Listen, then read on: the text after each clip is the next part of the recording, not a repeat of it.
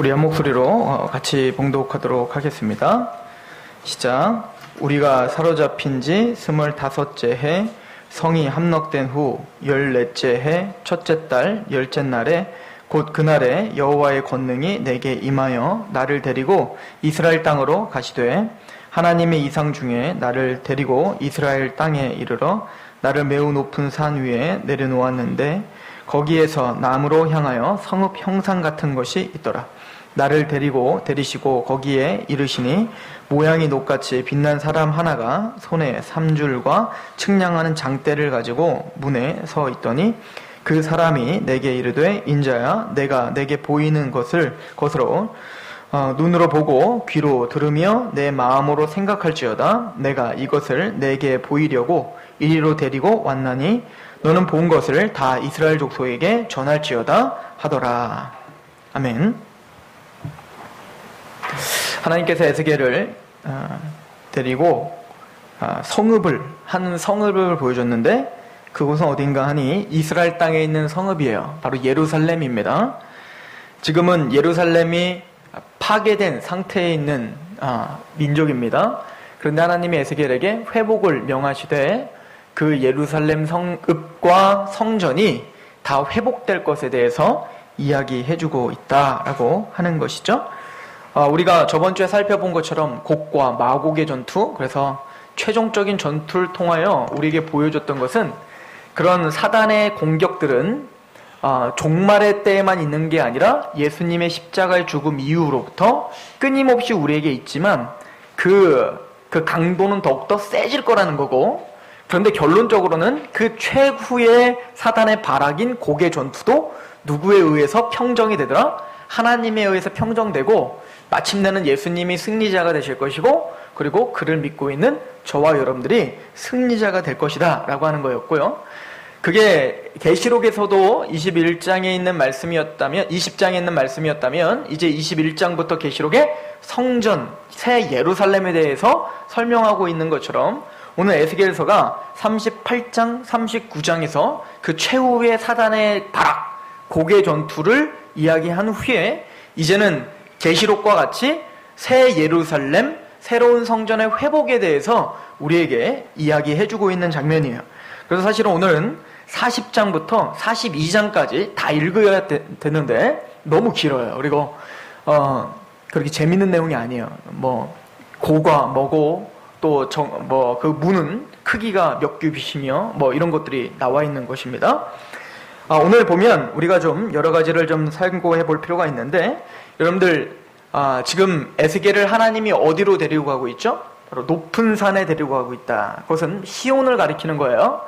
즉 예루살렘 성전이 세워질 그 시온을 이야기하고 있는데, 모세가 하나님의 율법을 받고 성전의 모양, 제사법, 이 모든 걸 받은 데가 어디죠? 높은 산이죠. 모세 홀로 하나님의 높은 산에 올라가서 하나님의 계시를 받았어요. 어떤 계시죠? 율법, 성전, 성막을 받았단 말이에요. 그리고 제사법, 제사장이 뭐고 또 그 율법, 하나님의 법이 뭔지를 받았어요.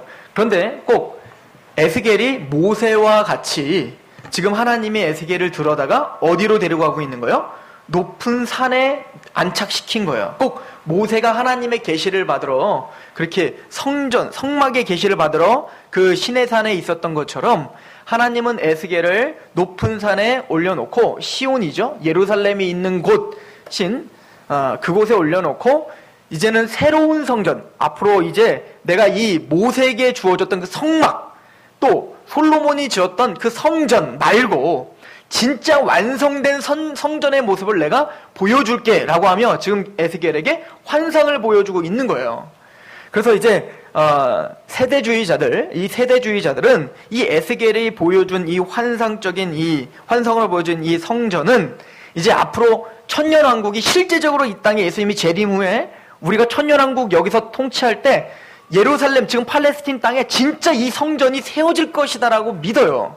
그러나 우리는 그렇게 믿지 않아요. 이건 상징적 의미로 믿고 있습니다. 그래서 이 땅의 지상에 세워질 성전이 아니라 지금 오늘 에스겔이 볼 그 성전은 바로 신약 시대에 예수님을 통해서 세워질 교회에 대한 환상이고, 더 나아가서는 종말론적 예수님이 재림하신 이후에 천상에 세워질 새 예루살렘, 즉 새하늘과 새 땅을 바라보고 있는 환상인 거예요. 이해가시죠? 그런 의미로, 그런 이미지로 오늘 말씀을 같이 보셨으면 좋겠어요.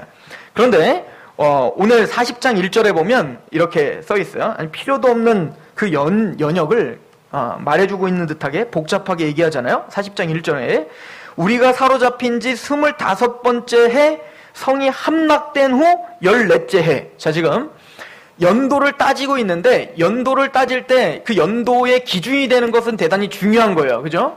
예를 들어서 우리가 2013년에 살아요. 2013년이 된 그 연도의 기준이 뭐예요? Before Christ잖아요. 즉 예수님 이전을 BC라고 하고, AD는 뭡니까? 예수님 이후를 AD라고 한단 말입니다. 그런 것처럼 우리가 2013년의 연도를 따질 때는 무엇을 기준으로 따지는 거예요? 예수님이 이 땅에 오셨음을 기준으로 구약과 신약이 나눠지듯 BC와 AD가 나눠지는 것이라고, 우리는 그 중요한 그 연도의 그 기반을 바라보고 있는 거예요. 자, 그런데 에스겔서의 연도를 따질 때 그 중요하게 생각한 것이 두 가지가 있어요. 첫 번째는 에스겔서 1장에 나와요. 1장에 처음 에스겔서를 시작할 때 1장 2절에 여호야긴 왕이 사로잡힌 지 5년 이렇게 말해요. 그러니까 에스겔이 첫 번째 연도를 따진 게 뭐였어요? 이 세상의 왕, 즉 이스라엘의 왕이었던 여호야긴이 죽은 후에 5년이 지났다라고 연도를 따지죠. 그런데 지금 에스겔서 1장에서 여호야긴이 죽은 이후에 5년 후에 첫 번째 계시가 나타났는데, 그때 첫 번째 본 계시는, 그 환상은 뭐였냐면 하나님의 영광을 본 거였어요. 그러니까 진짜 천상의 왕, 진짜 우리를 다스리는 하늘의 왕을 본 거죠. 에스겔이 그 환상을 본 거란 말이에요. 하나님의 영광. 그럴 때는 에스겔이 무엇을 기준으로 연대를 측정했어요? 여호야긴, 이 세상의 왕이 포로로 끌려간 이후. 자, 이걸 기억하세요. 자, 그리고 오늘은 이제는 이 땅 예루살렘, 이 땅의 도성이 아니라 이제 뭘 바라볼 거예요? 천상의 도성을 바라볼 거란 말입니다. 이 천상의 도성을 바라보는 환상을 보는 연역의 기준은 뭐냐면, 오늘 봤더니 뭡니까? 이 성이 함락된 후 14째 해. 자, 뭘 강조하는지 이해 가세요? 에스겔서 1장에는 천상의 왕이 나타날 땐 이 땅의 왕이 포로로 끌려간 것, 즉 이 땅의 왕이 끝났어요. 끝장났단 말입니다. 그럴 때 에스겔에게 뭡니까? 진짜 하나님, 천상의 왕을 보여준 거죠. 또 이 땅의 도성이, 여기에 우리가 보여지는 이 땅의 도성이 끝난 것을 기준으로 무엇이 보여진다고요? 천상의 도성을 보여주고 있단 말입니다. 즉 천상의 왕, 천상의 도성은 우리가 이 땅에 살아가면서 이 땅의 왕으로 생각하고 있던 그게 무엇이든, 나 자신이든 물질이든 뭐든, 그것이 끝장나는 것을 연역으로 내 안에 누가 왕이 되시는 거예요? 하나님이 왕이 되어 주시는 거예요. 또한 이 땅이 진짜 도성이 아니구나, 이 보여지는 예루살렘, 보여지는 내 왕국이 진짜 왕국이 아니라 하늘의 왕국이 진짜 왕국이구나 라고, 이 땅의 왕국이 죽고 무너질 때 뭐가 보이는 거예요? 하나님의 진짜 도성이 보이는 거예요. 그렇게 에스겔에게 상징적 의미로 그 연역 또한 이렇게 기록되고 있는 것을 우리는 볼 수가 있어요. 이것이 어찌 보면 하나님이 우리 기독교인들에게 바라는 거예요. 이 땅의 왕이 끝나길 바라는 겁니다. 내 안에 있는 내가 왕이고 이기적이고 나의 어떤 그 욕망을 버릴 때, 그리고 하나님의 천상의 진짜 왕을 바라볼 때, 그리고 이 땅의 도성이 진짜 도성이 아니라 하나님의 도성이 진짜 도성이구나라고 믿고 바라볼 때, 그때가 바로 하나님의 계시가 열린 때죠. 우리가 눈이 밝혀지고 하나님을 만난 때가 바로 그런 때라는 겁니다. 그리고는 하나님은 성전의 회복을 약속하고 계시는 거예요. 사실은 오늘 40장부터 42장까지 제가 한 주간 동안 몇 번 읽어봤어요. 몇 번 읽어보고 이 40장부터 42장을 또 앞으로 48장까지 해석하기 위해선 계시록을 또 뒷부분 21장부터 계시록 21장부터 나머지까지를 계속 연결 지으면서 또 창세기에 하나님이 모세에게 주었던 그 성막의 모습들을 또 계속 연구하면서 구절들을 계속 왔다 갔다 하면서 찾으면서 이 의미를 좀 확인해 나가야 돼요. 그런데 점심 먹고 과연 그게 가능할까? 이런 생각을 제가 좀 했어요. 지금 시작도 안 했는데 벌써 힘드시잖아요. 그죠? 그래서 오늘은 디테일한 말씀을 다 끊고 간단하게 오늘 에스겔의 이 성읍, 이 성전의 환상을 통하여서 우리에게 주고자 하는 메시지가 무엇인지를 우리 간단하게나마 우리가 좀 확인해 보고자 합니다. 우리가 쉬운 말씀만 보면 안 되잖아요. 그죠? 어려운 말씀도 좀 보고 해석할 수 있는 능력이 우리에겐 있어야 돼요. 안 그러면 여러분들 계속 요한복음 3장 16절만 외우다가 인생 끝나는 거예요. 그럼 에스겔이랄지 말라기랄지 요엘서랄지 다니엘서랄지 이런 성경들은 그냥 어려운 성경이구나 하고 평생 한 번도 안 읽어보다가 그냥 넘어가는 거예요. 그렇게 되면 하나님이 성경을 우리한테 주신 이유는 창세부터 계시록까지 한 구절도 우리에게 필요치 않은 것이 없음을 알고 주셨다면 우린 마태복음 1장을 보면서 눈물을 흘리며 볼 수 있는 그 경지까지 가야 되는 거잖아요. 그죠?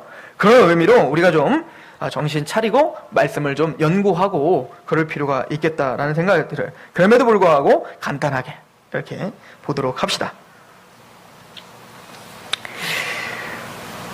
사실은 제가 어디서부터 해야 될지를 모르겠어요.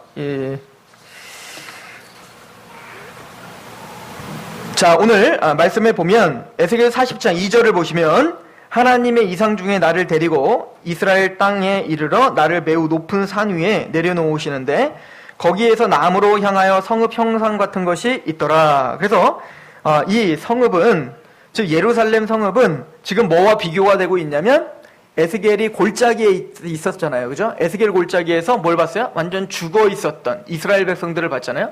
푹 꺼진, 그리고 암흑천진 그 골짜기에서 살아난 이스라엘 백성들이 살을 곳은 뭐냐면 지극히 높은 곳이에요. 즉 하나님이 새롭게 회복시켜줄 성전은 지극히 높은 산 위에 영광스럽게 지어질 것입니다.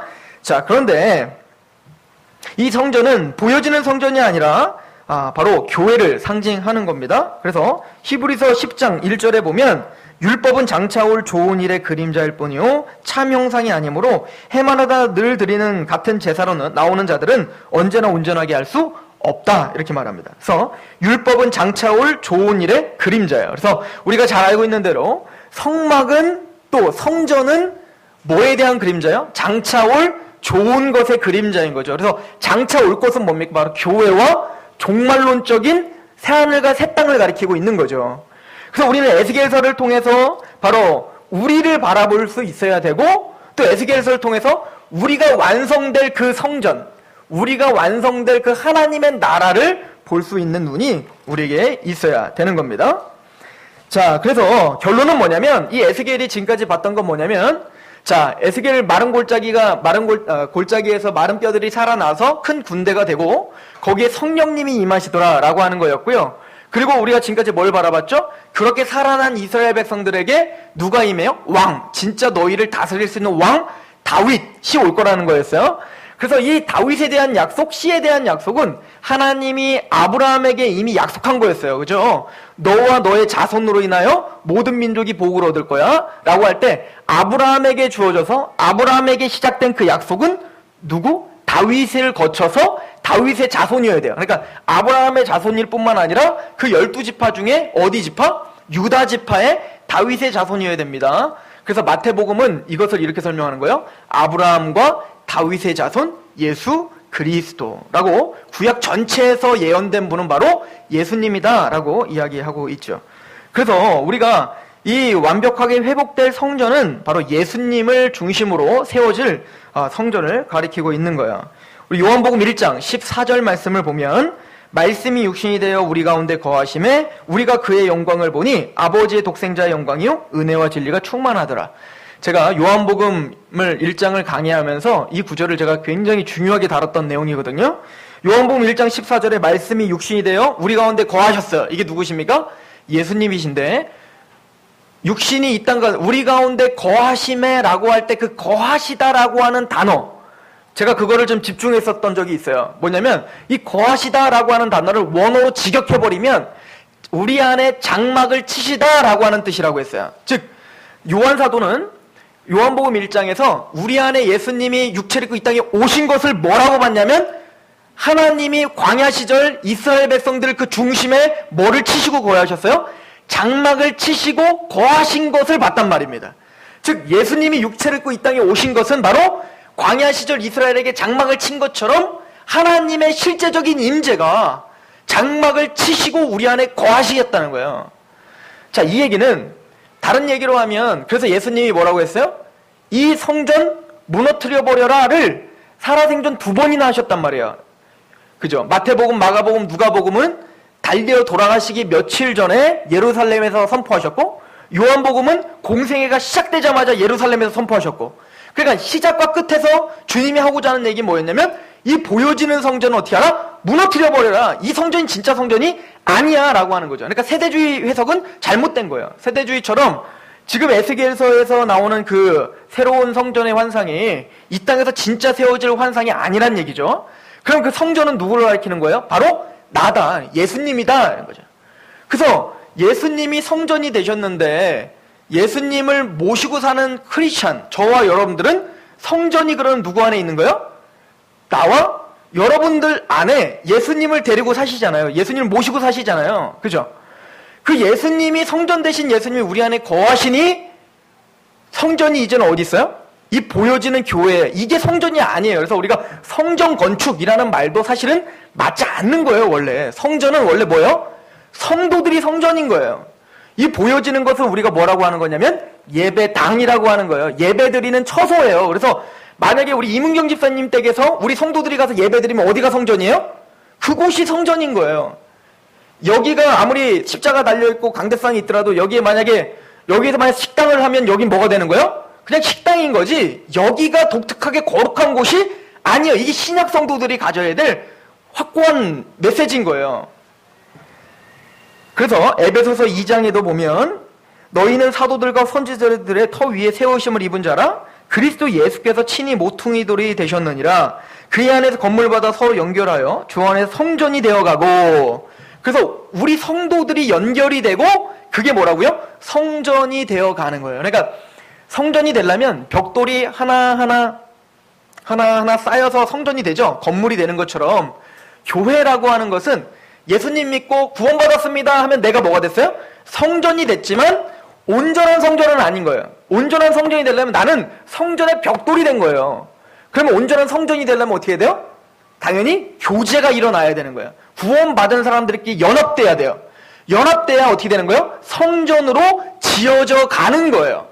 그래서 교회는 하나님의 천상의 교회가 있고 지교회가 있다고 해요. 그래서 천상의 교회를 보이지 않는 교회라고 하고 우리처럼 이런 교회를 보이는 교회라고 한단 말입니다.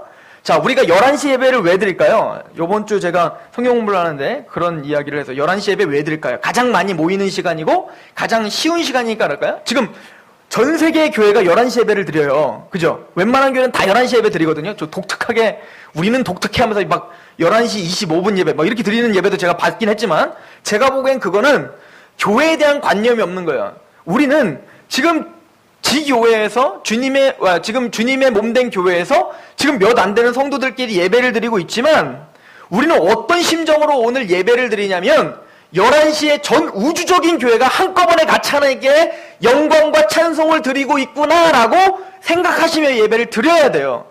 무슨 얘기냐면 우리는 지금 서산 땅 이곳에서 앉아서 예배를 드리고 있지만 하나님은 여기에 좌정하고 계시는 게 아니라 천상에서 모든 한꺼번에 한 시간에 같은 하나님의 구속받은 백성들이 같이 예배드리는 찬양을 같이 받고 계신단 말입니다. 그리고 우리는 지금 우주적인 예배를 드리고 있는 거예요. 이해 가십니까? 그래서 우리 교회, 니네 교회 이게 지금 중요한 게 아니고 그래서 니네 교회, 우리 교회 다 복음적인 말씀이 선포돼야 되는 거예요. 그죠? 하나님의 말씀을 만으로 여기지 않기 위해선 즉 우리는 그렇게 구원받은 사람들이 모여 하나님의 성전, 우주적인 거룩한 성전이 되어가고 있다라고 성경은 이야기해주고 있는 겁니다. 더 나아가서 이 예수님으로 말미암아 우리가 이렇게 성전으로 되어가고 있지만 이 에스겔에 보여주는 이 성전은 더 나아가서 최종적인 종말론적 성전을 보여주고 있는 거예요. 그것은 우리가 갈 천국을 가리키는 거죠.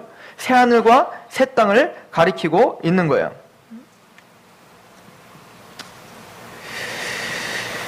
계시록 21장에 보시면 1절부터 이렇게 말합니다. 또 내가 새 하늘과 새 땅을 보니 처음 하늘과 처음 땅이 없어졌고 바다도 다시 있지 않더라. 또 내가 봄에 거룩한 성 새 예루살렘이 하나님께로부터 하늘에서 내려오니 그 준비한 것이 신부가 남편을 위하여 단장한 것 같더라 라고 이야기를 합니다. 예수님께서는 또 이렇게 얘기하죠. 주님께서 너희들이 하늘 나라에 가면 너희들이 거할 곳이 많이 있다 라고 말씀하시고 내가 너희들의 처소를 예비하러 가마 라고 말씀하세요. 이거 뭐죠? 주님께서 십자가에 죽으시고 부활 승천하시어 하나님 나라에 가 계시잖아요. 하나님 우편에서 지금 뭐하고 계신다는 거예요? 우리의 처소를 예비하고 계시는 거예요. 그래서 예수님은 이 땅에 있으시기 전에 창세전에 목 쓰셨죠. 예수님은 이 땅을 천지를 창조하신 목 쓰셨잖아요. 그리고 예수님이 이 땅에 오셔서도 뭐 하셨어요? 목 쓰셨죠. 목수의 아들로 태어나 목수로 살다가 돌아가셨어요. 그리고 예수님은 죽은 이후에도 뭐죠? 직업이 목수세요. 그래서 새하늘과 새 땅을 지금도 만드시고 있는 목수신 거예요. 이것이 꼭 이 성새 예루살렘이 하늘에서 내려오는데 그 준비한 것이 신부가 남편을 위하여 단장한 것 같이 하더라 라고 하죠. 즉 신부가 남편을 만날 날을 기다리면서 신부 화장을 하고 있는 것처럼 지금 그렇게 우리를 만나기 위해서 그 천국은 어떻게 하고 있어요? 그렇게 가슴을 두근두근하며 만날 것을 지금 기약하면서 지금 준비돼 가고 있다는 거예요. 지금 에스겔에게 지금 나라를 잃어버리고 예루살렘 성전이 다 회파된 모든 인생의 모든 희망과 소망이 다 끊어져 버린 그 이스라엘 백성들에게 하나님은 이 환상을 보여주면서 위로를 주고자 하는 겁니다. 너희들이 보여지는 그 예루살렘이 다 무너진 것 같지만 그 예루살렘은 반드시 내가 다시 회복하게 될 거야 라고 하는 것을 보여주고 있는 것이죠. 계시록 21장 3절에 보면 내가 들으니 보좌에서 큰 음성이 나서 이르되 보라 하나님의 장막이 사람들과 함께 있음에 하나님이 그들과 함께 계시리니 그들은 하나님의 백성이 되고 하나님은 친히 그들과 함께 계셔서 모든 눈물을 그 눈에서 닦아주시리니 다시는 사망이 없고 애통하는 것이나 곡하는 것이나 아픈 것이 다시 있지 아니하리니 처음 것들이 다 지나갔음이로라. 보좌에 앉으신 이가 이르시되 보라 내가 만물을 새롭게 하노라 하시고 또 이르시되 이 말은 신실하고 참되니 기록하라 하시고 또 내게 말씀하시되 이루었도다 나는 알파와 오메가요 처음과 마지막이라 내가 생명수 샘물을 목마른 자에게 값없이 주리니 이기는 자는 이것들을 상속으로 받으리라. 나는 그의 하나님이 되고 그는 내 아들이 되리라. 지금 이스라엘 백성들이 성전이 회파된 이유가 뭡니까? 죄 때문이었어요. 자기의 죄 때문에 그 계략 때문에 하나님은 그 성전을 파괴시킬 수밖에 없었지만 하나님은 다시 그런 죄인된 우리를 다시 어떻게 하겠다는 겁니까? 하나님의 백성으로 만드시고 그리고는 다시는 고통이 없고 다시는 어떤 그 아픔이 없는 곳, 두려움이 없는 곳으로 우리를 인도해 주실 것이고 그것은 신부가 신랑을 맞이하듯 그렇게 단장하고 준비하고 있다라고 이야기하고 있는 거죠. 제가 왜 계시록 21장을 계속 읽고 있냐면 여러분들이 에스겔서 40장과 41장, 42장을 계속 한번 읽어보시면 에스겔서 21장, 22장과 굉장히 비슷한 내용들이 많이 나오기 때문에 그래요. 여러분들이 지금 무표정으로 본다는 것은 에스겔서를 안 읽었다는 얘기밖에 안 되는 거거든요. 에스겔서를 봤을 때 계시록을 제가 계속 읽으면 그런 에스겔이랑 비슷하네? 막 이런 내용이 막 이런 표정들이 지어져야 돼요. 근데 제가 읽어오라고 말을 안 했으니까 제 잘못인 거죠. 에스겔 40장 3절을 보세요. 한번 보십시오. 비슷한 내용을 한번 보여드릴게요. 40장 3절 시작. 나를 데리시고 거기에 이르니 모양이 녹같이 빛난 사람 하나가 손에 3줄과 측량하는 장대를 가지고 문에 서더니. 자, 에스겔이 봤던 환상 첫 번째는 뭐냐면 측량하는 사람이 있어요. 측량하는 사람. 자, 이거 어디서 있는 내용이죠? 계시록에도 있는 내용이에요. 성전을 보여주고 새 예루살렘과 새 성전을 보여주고 하나님이 요한에게 보여준 환상 중에 뭐죠? 측량하는 사람을 보여준단 말입니다. 계시록 21장 15절 내게 말하는 자가 그 성과 그 문들과 성곽을 측량하려고 금 갈대 자를 가졌더라. 그러니까 계시록에도 성전, 새로운 성전을 보여주고 측량하는 사람이 있는 것처럼 지금 에스겔에게도 뭡니까? 에스겔이 보여준 그 환상 속에서 누구를 보여줘요? 측량하는 사람이 있더라라고 지금 계속 병행적으로 에스겔과 계시록이 같이 가고 있는 거예요. 그리고는 에스겔서에 보면 에스겔서 우리 이제 보면 담에 대한 얘기가 나와요. 담 이렇게 그 성벽처럼 담.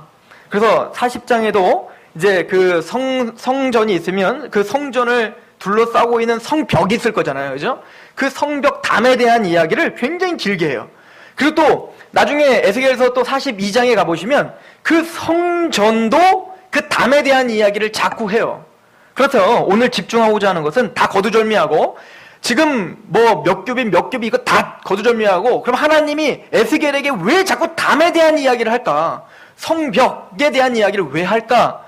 이것은 여러분들이 창세기부터 상고해 보면 대단히 중요한 의미가 있기 때문에 그래요. 가인이 타락했잖아요. 그죠? 아담 이후로 가인 타락해서 제일 먼저 한 게 뭐예요? 살인자가 됐잖아요. 사람을 죽여요. 사람을 미워해요. 형제를 미워해요. 하나님과 관계가 깨져버리니까 누구를 쳐 죽여요? 자기의 형제를 쳐 죽여요. 꼭 하나님을 사랑하는 자, 내 이웃을 내 몸같이 사랑하라에 꼭 반대로 행했단 말이에요. 이게 뭡니까? 세상 정신이에요. 하나님과의 관계가 깨지니 사람들을 짓밟고 내가 잘 먹고 잘 살고자 하는 그 태도. 살인이죠, 그게. 그런 살인하는 자였는데 그 가인이 하나님 앞에 쫓겨나잖아요. 쫓겨날 때 무엇을 갖고 쫓겨나냐면 두려움을 갖고 쫓겨나요. 나 이제 앞으로 나 이렇게 죄 졌으니까 누가 나 쳐 죽이면 어떡하지? 이런 두려움이 항상 있는 거예요. 그런 것처럼 사람들도 죄인된 사람은 항상 뭐에 대한 두려움이 있죠? 뭔진 모르지만 살아갈 것이 두려워요. 그래서 내가 이렇게 살면 이 세상 착하게만 살면 안 돼. 다 너를 잡아먹으려고 할 거야. 이게 세상 정신이잖아요. 착하면 바보면 누가 너 먹여 살릴 줄 알아? 이거잖아요. 그러니까 항상 그런 두려움이 있는 거예요. 그래서 공부하는 거고, 그래서 돈 벌려고 하는 거고, 그래서 힘을 좀 더 기르려고 하는 거잖아요. 그러니까 가인이 제일 먼저 그런 두려움 가운데 만드는 게 뭐냐면 성벽이었단 말입니다. 내가 직접 만든 성벽, 그 담을 쌌어요. 그리고 그 성벽의 이름을 누구의 이름으로 했죠? 에녹, 자기 아들 이름으로 해서 그 영광을 누구에게 돌린 거예요? 사람에게 돌렸다. 이것이 바로 세상 정신인 거예요. 하나님과 관계가 끊어지니까 나 혼자 어찌하든 내가 내 주먹 빚고 살아야 되거든요. 그러니까 사람들이 다 적인 거예요. 내 이웃도 적이고 예전에 그 어른들한테 그런 얘기를 많이 들었어요. 친척들한테도. 아무도 믿지 마. 가족도 믿지 마. 나중에 가족한테도 절대 보증 같은 거 써주지 마. 이런 얘기는 뭐죠? 다 적이니까 두려워하면서 너의 힘을 기르지 절대 누구 하나 믿지 마라고 하는 것이 세상령. 이게 뭐야? 내 스스로 담을 쌓기 시작하는 거예요. 그렇게 해서 뭐 하자는 겁니까? 나를 스스로 보호하려고 하는 거예요. 그러니까 그 인생이 얼마나 힘드냔 말이에요. 거기에 안식이 없어요. 아무리 돈으로 담을 쌓고 아무리 명예로 담을 쌓고 아무리 뭔가를 담을 쌓아도 얘를 돈을 많이 벌으면 더 평강해져야 되는데 그럼 뭐가 더 생기죠? 이 돈 누가 훔쳐갈까봐 CCTV를 더 달잖아요. 그죠? 그런 것처럼 이 세상은 아무리 축적하고 쌓아도 평강과 참 안식이 주어지지 않더라를 보여주고 있는 거예요. 그런데 하나님의 성전은, 즉 이 성전을 말할 때는 두 가지 의미가 있다고 했죠? 저와 종말의 마지막 우리가 가야 될 성전, 지금이 성전이요, 그 성전이 완성된 성전은 새하늘과 새 땅. 그럼 두 가지를 다 염두에 두고 지금 우리가 이 땅에 살아가면서 그럼 하나님이 담을 쌓으면서 해주고자 하는 얘기가 뭐죠? 내가 너의 담이 되어줄게를 말하고 있는 거죠. 내가 이 성전, 너희는 나의 성전이니까, 내 백성이니까 내가 너희의 버팀목이 되어줄게. 그래서 에스겔한테 성전을 말하면서 담에 대한 얘기를 그렇게 길게 하는 거예요. 뭐 두께를 이만큼 하고 뭐하고를 이해가십니까? 즉 우리는 성전입니다. 하나님이 우리를 주님의 보호막으로 쌓아주시겠다는 거고, 그래도 안 믿기잖아요. 이 땅에서는. 왜냐면 힘드니까. 그래서 갈등이 생기니까. 그런데 이 모든 완성은 어디서 된다? 천국에 가서 눈물을 씻어주고 고통과 고난이 없는, 그래서 완전히 우리를 보호하여 참 안식이 주어지게 될 것이야 라고 이야기를 해주고 있는 거죠. 또한 이 성전에 두르는 담은 속된 것과 거룩한 것을 구별시키는 용도가 됩니다. 우리 에스겔 42장 20절입니다.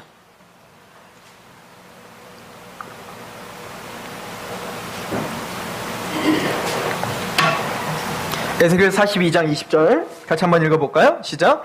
그가 이같이 그 사방을 측량하니 그 사방 담 안 마당의 길이가 500척이며 너비가 500척이라 그 담은 거룩한 것과 속된 것을 구별하는 거예요. 그래서 성전의 담을 계속 두껍게 치는 이유가 뭐죠? 두껍게 치는 이유는 딱 하나예요. 아무나 들어올 수 없게 만들어버린 거예요. 즉 하나님의 교회는 새하늘과 새 땅은 더하고요. 이 교회는 하나님의 성전이 되는 것은 아무나 되는 게 아니에요. 다 들어올 수 있는 게 아니에요. 하나님의 성과 속을 완전히 구별하세요. 그래서 성전은 오직 누구만 들어갈 수 있죠? 성소, 지성소까지 제사장만 들어가는 거예요. 믿으십니까? 그래서 제사장도 이따가 보시면 알겠지만 제사장도 그 제사장의 옷을 거룩하게 빨지 않은 제사장은 들어오지 못하도록. 그리고 나중에 이 에스겔이 어떤 환상을 보냐면 그 제사장이 나갈 때, 그 성전 밖을 나갈 때는 어떻게 해야 되냐면 그 제사장 옷을 벗어놓고 잘 개놓아서 나가야 돼요. 다른 사복 입고 나가야 돼. 제사장 옷 입고 어디 나가면 안 돼요? 성 밖에 나가면 안 되는 거예요. 자, 이 이야기를 우리에게 한번 맞춰서 한번 해봅시다. 그 얘기는 우리가 성전 되는 것은 우리 교회에 입교는 할 수 있어요. 세례는 받을 수 있지만 천상의 하나님의 성전, 진짜 교회는 어떤 사람만 될 수 있다는 거예요? 거룩하게 된 자만 성전의 일원이 된다는 거예요. 거룩하게 되는 게 뭐죠? 바로 의인 돼야 되는 거죠. 그래서 제사장이 돼야지만이 성전에 갈 수 있는 거예요. 그래서 우리 구원받은 사람을 뭐라고 표현해요? 왕 같은 제사장이라 라고 이야기를 하고 있는 거예요.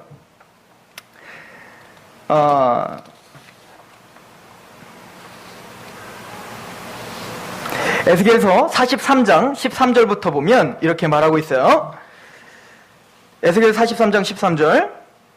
제단의 크기는 이러하니라. 한 자는 팔꿈치에서부터 손가락에 이르고 한 손바닥 넓이가 더한 것이라. 제단 밑받침의 높이는 한 척이요 그 사방 가장자리의 너비는 한 척이며 그 가로 둘린 턱의 너비는 한 뼘이니 이는 제단 밑받침이요 이 땅에 닿은 밑받침 면에서 아래층의 높이는 두 척이요 그 가장자리의 너비는 한 척이며 이 아래층 면에서 이 2층의 높이는 네 척이요 그 가장자리의 너비는 한 척이며. 정신없죠?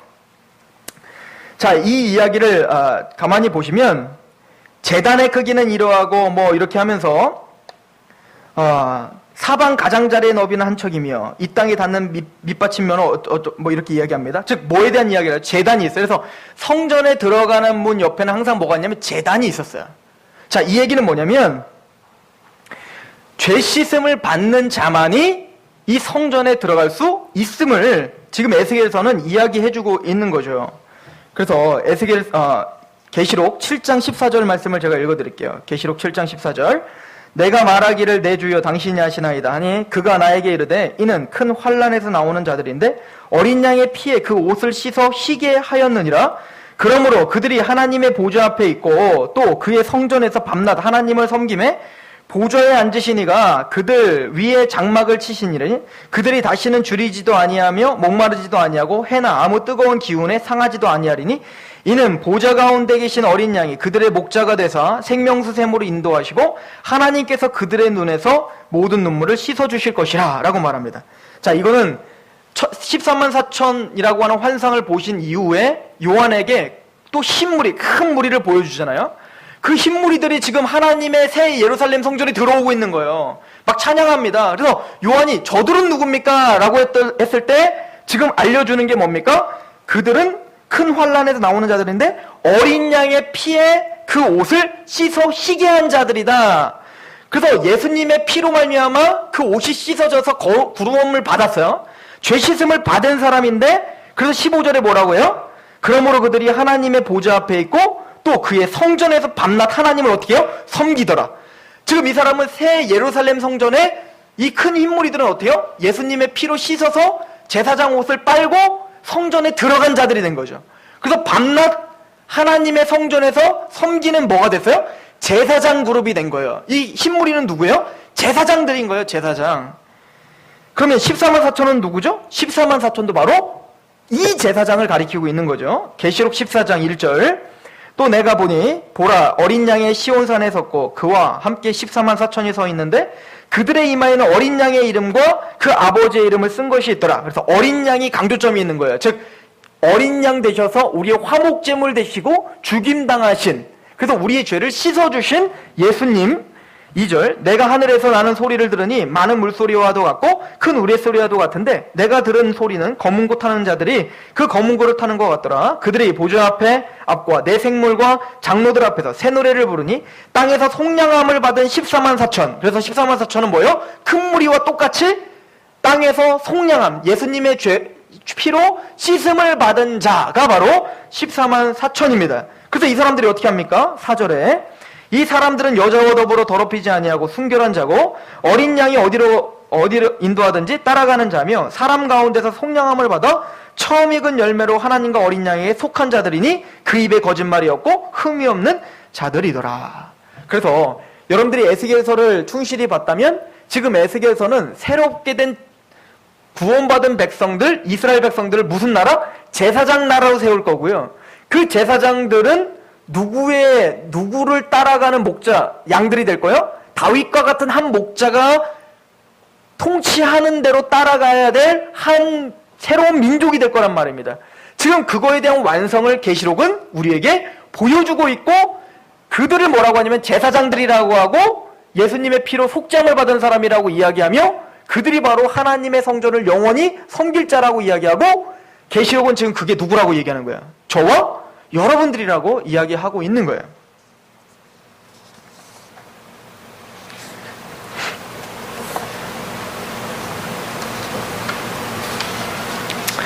그렇다면 우리가 생각해 봐야 될 것이 있어요. 하나님이 왜 그러면 그 당시 이스라엘 백성들에게 이런 환상을 보여주었던 것인가 라고 하는 것이죠. 그것은 지금 이스라엘 백성들은 대단히 큰 곤란 가운데 있잖아요. 고통 가운데 있고, 하나님이 우리와 함께 계시는가, 우리 편이신가 라고 하는 끊임없는 의심 가운데 살아가고 있단 말이에요. 지금 특히 너희가 사로잡힌 지 25년 됐다 이렇게 말을 하고 있는데 25년 뭐의 반이죠? 50년의 반이라고요. 이제는 50년은 무슨 해예요? 50년은 희년이라고 해요. 희년이라는 건 뭐냐면 내가 땅 하나를 샀더라도 그 땅을 어떻게 하는 거예요? 50년 동안 갖고 있다가도 희년 때는 어떻게 해요? 다시 돌려줘야 되는 것이란 말입니다. 마찬가지로 우리가 종으로 팔려갔어요. 종으로 팔린 자도 50년째 되면 어떻게 되는 거예요? 다시 회복시켜줘야 된단 말입니다. 자, 그런데 지금 그 이스라엘이 드디어 포로로 끌려간 지 몇 년 됐어요? 25년이면 지금 이 사람들에게는 희년의 반, 중간이 왔단 말이에요. 그래서 이제 뭐에 대한 갈망함이 커질 때입니까? 희년, 즉 하나님이 다시 회복시켜 주시겠지라고 하는 그 바람을 지금 갖고 있는 사람들이란 말이죠. 육체적인 바람이겠죠. 그런데 그런 육체적인 바람을 갖고 있는 자들에게 하나님은 지금 뭐에 대한 이야기하고 있는 거예요? 예수님이 오실 거고, 그 예수님이 성전을 만드실 거고, 교회를 만드실 거고, 더 나아가서 그 교회는 나중에 예수님이 재림하실 때 완전한 성전이 이루어질 거야. 얘네들이랑 무슨 상관이에요, 그게. 그런데 얘네들한테 실질적으로 그 성전이 이루어지는 것을 단순히 몇백 년 후에 예수님이 오셔서 교회 생기고 예수님 재림하시면 영원한 천국이 생길 거야만 보여준 게 아니라 얘네들한테 어떤 역사가 진짜 일어났죠? 진짜 예루살렘이 회복되는 역사도 얘네들한테 일어났다고요. 그래서 스룹바벨을 통해서 그 예루살렘이 회복돼요, 진짜. 자, 이 이야기는 우리에게 한번 적용해 보십시오. 하나님이 여러분들의 나라를, 새하늘과 새 땅의 여러분들을 인도할 거예요. 그럼 그것이 여러분들과 어떤 피부로 와닿는 얘기가 되냔 말이에요. 죽으면 천국인데, 알아야 죽으면 천국이라니까요. 그러나 지금 하나님은 우리에게 실제적인 것도 말씀하고 계시는 거예요. 지금 교회로서 살아가고 있는 우리가 어떤 실제적으로 피부로 와닿는 이 땅을 살아가면서도 하나님은 뭔가를 보여주실 거예요. 약속을 하시고 약속을 성취하시는 걸 보여주세요. 즉 이스라엘에게 지금 그 영적인 약속은 아니지만 육적인 약속이 성취되는 걸 보여줘요. 스룹바벨을 통해서 진짜 예루살렘이 회복되는 걸 보여주잖아요. 물론 다시 무너질 거지만 그게 영원한 성전은 아니에요. 그걸 통해서 누구를 신뢰하게 만들어주죠? 하나님을 신뢰하게 만들어요. 하나님은 진짜 약속하시니까 내 인생에 이런 스룹바벨 성전을 세워주시는구나. 그런데 그 성전은 초라하게 만들어줬어요. 하나님이 일부러. 그래서 나중에 보면 이 성전을 지었을 때 그 이스라엘 백성들이 옛날 솔로몬 성전은 너무너무 화려했는데 이거 왜 이렇게 초라하지? 근데 하나님이 일부러 그렇게 하신 거예요. 왜죠? 내가 이것은 너에게 약속한 반드시 이루어준다라고 하는 것을 알게 하기 위한 선물일 뿐이지 이게 진짜가 아니야를 보여주기 위함이죠. 마찬가지로 우리에게 그런 하나님의 약속들을 우리의 인생 속에서 초라해 보이는 수룹바벨 성전, 물론 초라한 건 아니지만 하나님의 약속이 여러분들의 삶 속에서 이루어지는 것을 주님은 반드시 보여주실 거라는 거예요. 왜요? 그것이 진짜가 아니지만 그것을 통해서 뭐를 더 바라보라고? 하나님은 진짜 최상의 것, 새하늘과 새 땅을 신부가 단장하듯 지금 준비하고 있는 그 땅이 진짜 있고 진짜 이루어질 거야를 여러분들의 삶에서 어떤 기도의 제목들, 약속들, 여러분들의 어떤 삶을 회복시키는 것, 그런 약속들을 성취하면서 우와, 하나님이 진짜 살아계셔서 나에게 이렇게 약속을 실제적으로 성취하시네 라고 우리에게 피부로 와닿게 약속하실 거란 말이에요. 또 이루실 거란 말이에요. 그런 것이 없으면 우리 인간은 지혜롭지 못하고 죄악이 관영해서 둥그런 잡는 하나님을 잡을 수가 없는 거예요. 여러분들에게 그런 성전도 회복될 것입니다. 그래서 이 말씀은 오늘 살아가고 있는 저와 여러분들에게도 위로가 되는 거예요. 우리의 삶에 혹시 고통이 있지만 그 고통은 다시 하나님이 어떻게 해주실 거라는 거예요? 회복시켜 주시겠다라고 하는 약속이 우리에게 있어요. 이게 이루어짐을 보면서 뭘 바라보라고? 천국도 이렇게 이루어지겠구나 를 바라보라고 그 약속을 여러분들에게 반드시 성취시키는 역사도 있을 것이라는 얘기예요. 그 과정들을 통하여서 우리는 끊임없이 배워가는 거예요. 이 땅의 것이 전부가 아니라 하늘, 하나님이 진짜 우리에게 영광스럽게 준비한 그 땅, 그곳이 진짜겠구나라고 기뻐하는 그런 저와 여러분들 되길 소망합니다. 기도하겠습니다. 하나님, 성전의 회복을 통하여서 먼저는 하나님이 우리의 보호자가 되실 것임을 고백해 주셔서 감사합니다. 하나님이 우리가 살아가는 동안에 홀로 사는 것이 아니라, 외롭게 살아가는 것이 아니라, 두려운 마음으로 살아가는 것이 아니라 하나님의 보호하심과 인도하심에 살아가게 하여 주옵소서. 또한 더 나아가 우리는 거룩한 예수 그리스도의 피로 말미암은 제사장들이 되었사오니 이제는 그 거룩한 옷을 입고 성전에서 주님을 밤낮 섬기는 그런 예배자가 되게 하여 주시옵소서. 또 하나님이여, 우리가 이 거룩한 성전에 그 제사장복을 입고 세상과 타협하며 짝하는 것은 하나님의 말씀에 맞지 아니오니 주여, 우리가 세상에 유혹당하지 않도록, 시험에 들지 않도록 주님께서 안보하시고 붙잡아 주옵소서. 또 하나님이여, 우리에게 보여주시는 그 새하늘과 새 땅, 아버지 하나님, 그 나라를 꿈꾸며 살아가게 하여 주시되 보여지는 이 땅 가운데에서 하나님의 약속을 믿고 그 성취하심을 바라봄으로 하나님의 신실하심을 찬양할 수 있는 그런 역동적인 성도들이 되게 하여 주옵소서. 예수님의 이름으로 감사하며 기도하옵나이다. 아멘. 우리 하나님 앞에 찬양합시다.